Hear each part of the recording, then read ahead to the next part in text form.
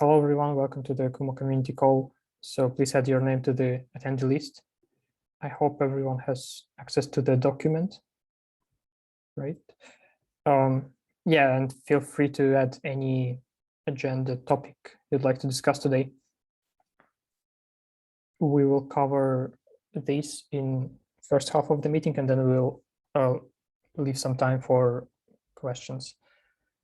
First thing is that we implemented 3 more policies, and we're working hard towards shipping Kuma 2.1 in the near future. And we want to have all new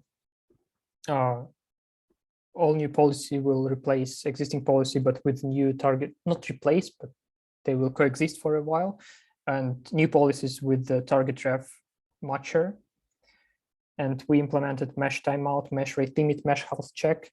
Unfortunately, there is no documentation, I think, for MeshRateLimit. I might be wrong. And I saw PR for HealthCheck, but still, preview of the release is available, so you can download and try these new policies. Any question about new policies?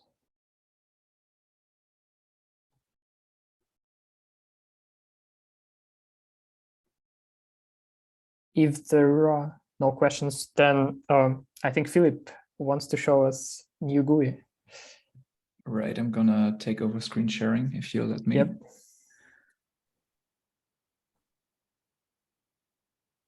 Right, this is, in this case, Kuma GUI, but all of the things that are new here are also available in KongMesh GUI, of course.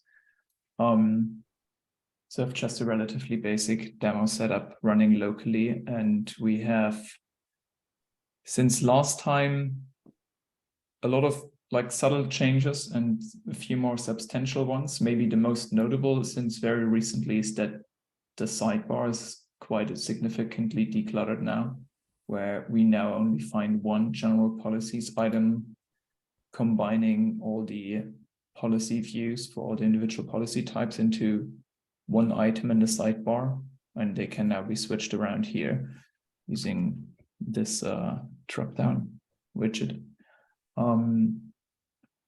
Also, what we changed is, or rather added, that under services for each individual service view, we also now show the data plane proxies attached to a service. So in this case, we just see one because this is not a very big demo setup, but yeah, all the DPPs that are attached possibly to a service would show up here now. So that's the same kind of listing that you would also see for DPPs, and now also separately for gateways, which are all kind of powered by the same underlying table. What we're currently working on, what you might be seeing here already, is that you'll be soon able to filter DPPs by a couple of different things. So, for example, the name of a service of a DPP or their text. So you can do things like filtering for protocol, for example. Right, what else did we change? I think we did some smaller changes here in this view, in the overview of a mesh. Any requests for things that we worked on? Yeah.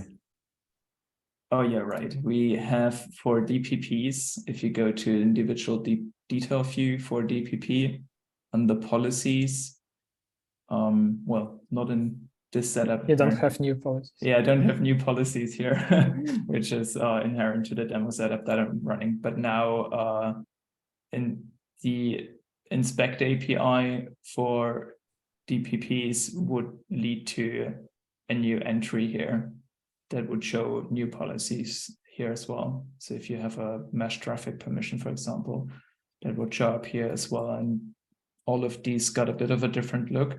That is something that we're still iterating on. So this might slightly change in the overall presentation of how data is showing up here. What else did we do? JC, what did I miss? Is JC here? I don't think so, right? I think that about covers it, unless somebody has a request for what they want to see. All right, then I'm gonna stop sharing for now. If you have any questions, feel free to ask them. And it's back to you, Ilya. Thanks. Let me share. Yeah, thank you for the preview. It's very nice update because I think we tried this when you can go from service page directly to the data plane. It's super convenient and it's very nice flow. Yeah, okay.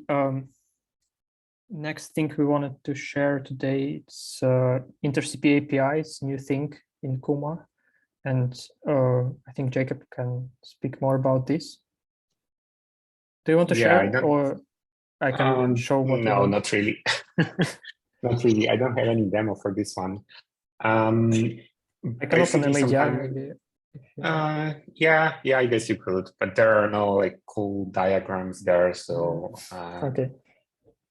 You can as well just open empty blank tab. Yeah, so some time ago we implemented the functionality of executing XDS config from the GUI, right?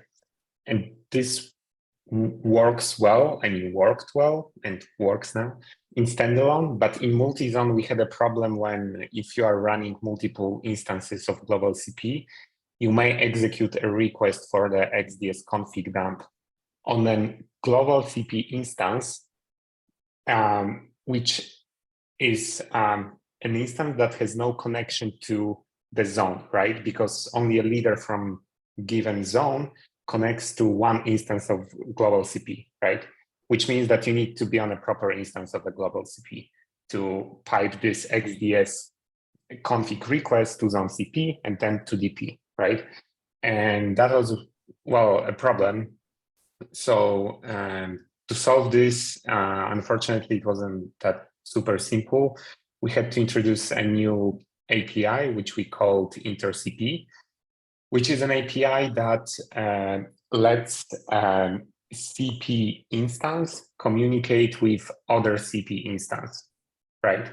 So only in a given cluster, only in a given zone, or in like multiple instances of global CP, they can communicate with each other.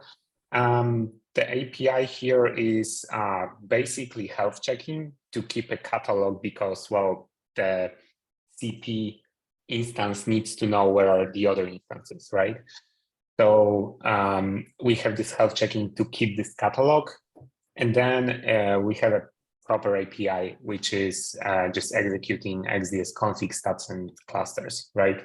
So the communication is over gRPC, it's TLS, well, it's MPLS with a CA that we auto-generate, so it's secured by default, and that helped us solve the problem that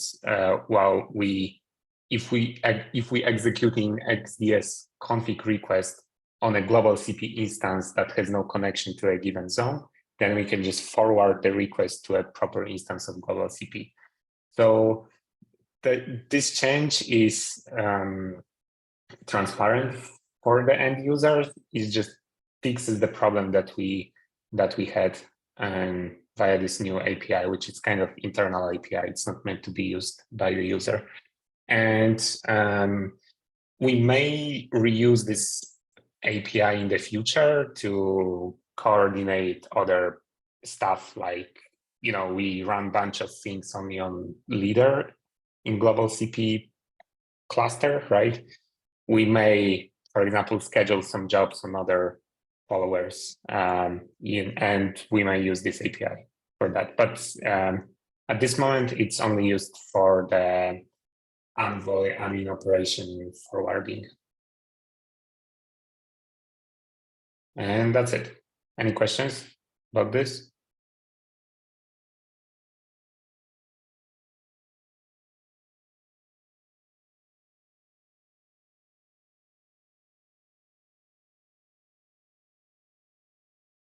Okay, no questions. Thanks. Yeah, thank you, Jacob. Yeah, that's about InterCP API new thing, and finally we'll be able to run inspect API on many CP instances. And yeah, the next point we'd like to speak today is survey. I think Charlie can share more. Yeah, we are, so one of our goals for 2023 is to actually move from sandbox to incubation. One of the things we do need for moving to incubation is to actually get a list of users that are using Kuma in production. This is something we have little visibility about. So first, if you're a user of Kuma in production, please reach out to me in Kuma Slack or something like that, just to make sure we're aware of it. We're thinking about an adopters.md file, but it would potentially be better if we start by not having an empty one straight away. And then what we're also going to do is a survey to try to understand a little bit more how people are using Kuma, in what type, what are they looking for, what they're finding difficult, what they're finding easy, and all that. These surveys going to be advertised in the different social media, Slack, etc. It's going to be as a banner on the website as well. And we're hoping maybe as well to be able to get it when you do kuma.io/installer.sh. That's it. It's just letting people know that this is coming. I think this is going to be quite interesting to hear a little bit about the different user stories and stuff like that. Cool. And that's it. Thank you. Any question about survey?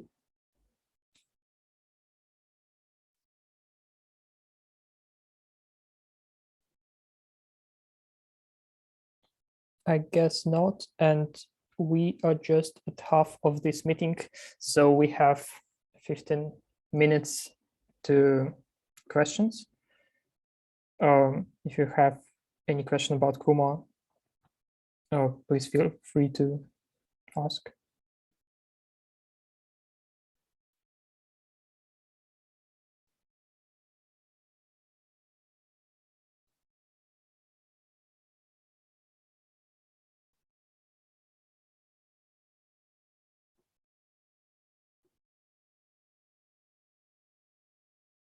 Hey, Avinash, how are you doing? I see new faces on this call, so. You've been found out. Yeah. So how are you doing? Are you using Kuma?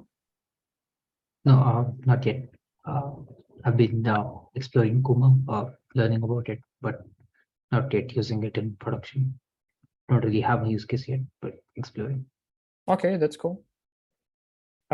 Any questions maybe so far about maybe even basic questions? No, I've just used the basic things. Just installed it on cluster, run some policies and very fundamental things. Don't really have any questions, right? Yeah, cool.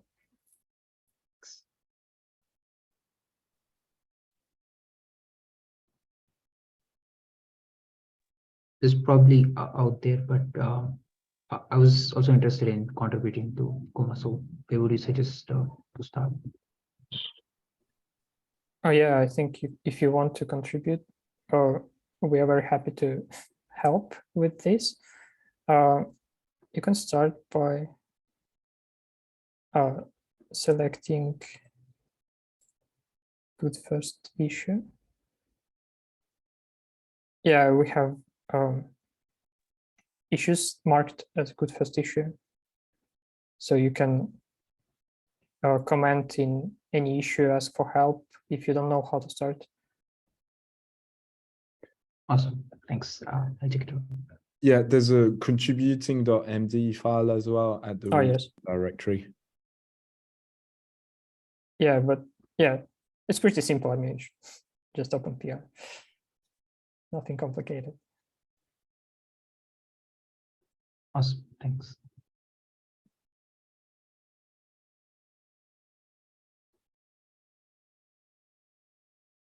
Okay.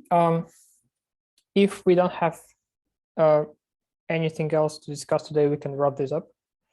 So, thank you, everyone. Have a nice day, and see you next community call. Have a good day. Bye. Bye. Thank you. Yeah. Thanks.